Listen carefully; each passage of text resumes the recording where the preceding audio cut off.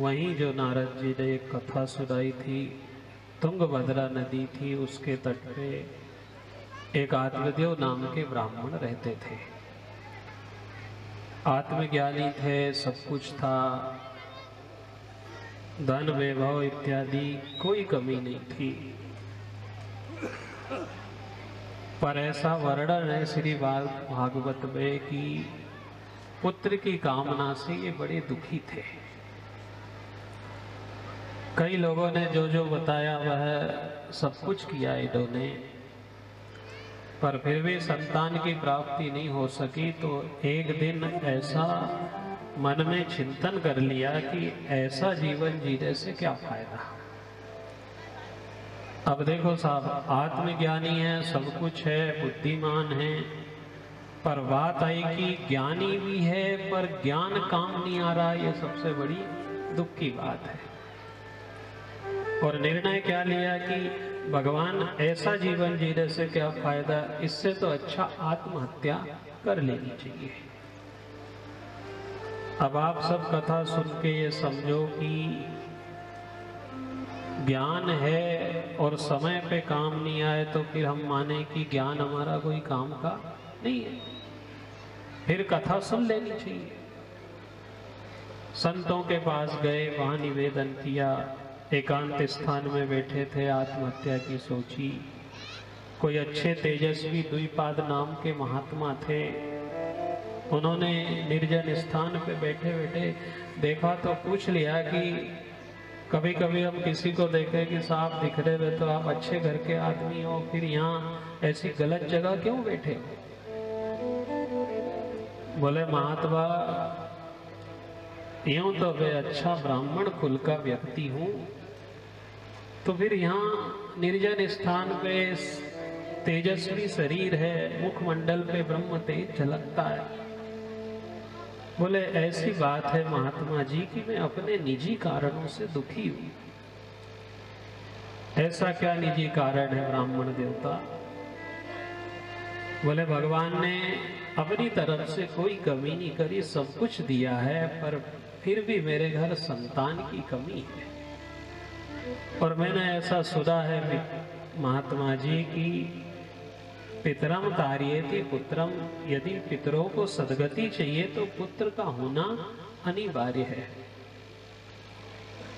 अब देखो, महात्मा के पास जाओगे, संतों के पास जाओगे, त्रिकालज्ञों के पास जाओगे, मिठाई वाले के पास जाओगे तो वह कपड़ा तो देगा नहीं, मिठाई देगा। महात्मा के पास गए तो उन्होंने बड़ी अच्छी ज्ञान की बात कही कि विप्रवर, आप ऐसा क्यों सोचते हो कि आपको सद्गति पुत्र से ही मिलेगी? यदि भगवान पुत्र नहीं दे तो ये एक दुख होता है, होके मर जाए तो ये दो दुख होता है, पर होके बिगड़ जाए तो जीवन भर दुखी है। इसलिए क्यों झंझट पालते हो? और फिर अब पहले जैसा जमाना भी तो नहीं रहा,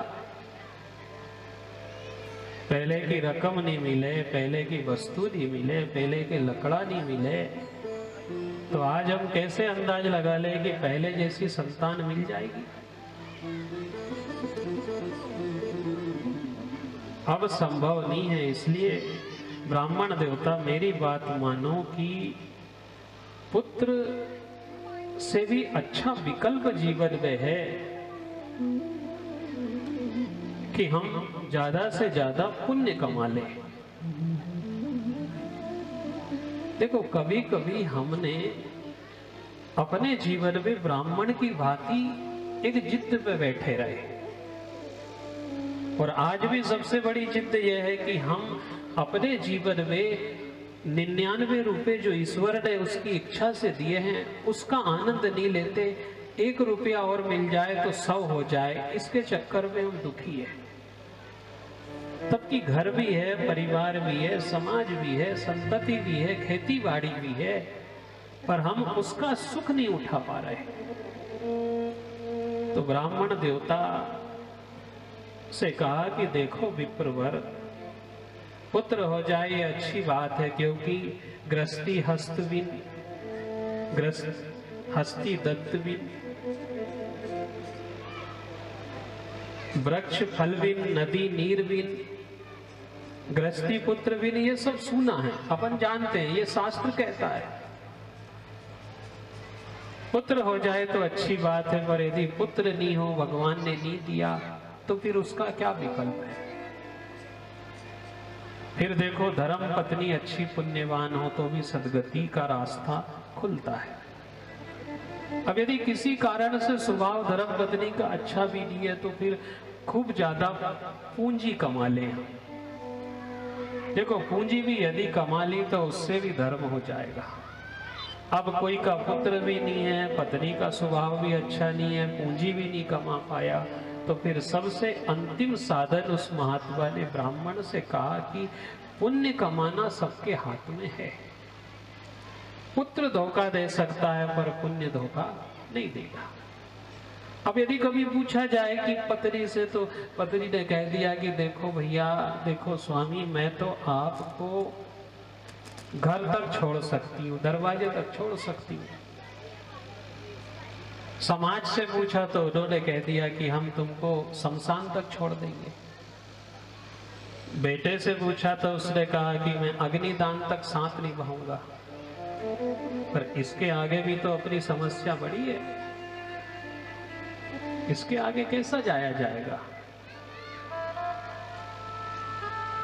इसलिए हम चिंतन करने का विषय है कि कहीं कहीं हम किसी कारणों से बड़े दुखी होते हैं, और आज का समय ही ऐसा है कि देखो, कोई कह दे कि हम कैसे हैं, तो आनंद से हम कहते हैं कि अच्छे रह रहे हैं, पर यदि मन को टटोला जाए तो वास्तव में हम अच्छे हैं नहीं। हम सब समझौता करके रह रहे हैं।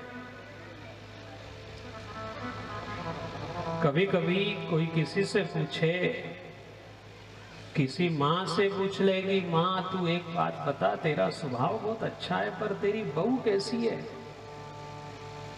तो देखो, बड़ा अच्छा उत्तर देती है कि निभ रही है, भगवान अच्छे से निभा रहा है, ना उसने बुराई करी, ना कोई बुराई ना कोई भलाई, पर एक सत्य का रास्ता निकाला कि निभ रही है।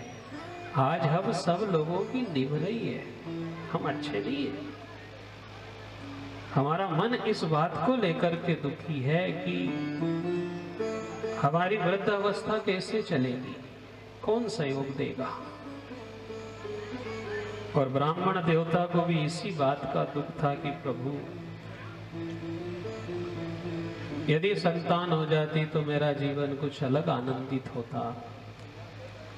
पर महात्मा ने यही बात सुनाई कि देखो ब्राह्मण देवता, यदि मैंने तुम्हारे भाग्य में संतान नहीं है, और यदि मैंने अपने तपोबल से तुम्हें दे भी दिया, तो जो भाग्य में नहीं है उससे सुख नहीं मिलेगा। इसलिए तुम केवल पुण्य कमाओ, भजन करो। भगवान ने तुम्हें बहुत अच्छा शरीर दिया है, बहुत अच्छा परिवार दिया है। तीर्थ व्रत भी हम क्यों जाते हैं? पूंजी लेके जाते हैं।